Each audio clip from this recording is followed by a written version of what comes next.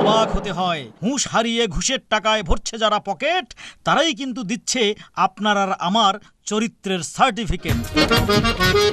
আসবো স্যার? হ্যাঁ আসুন, বলুন কি সমস্যা?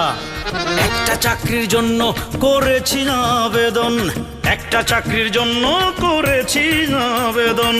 চরিত্রের সার্টিফিকেট বড়ই প্রয়োজন, তাই চরিত্রের সার্টিফিকেট বড়ই প্রয়োজন। চরিত্রের সার্টিফিকেট?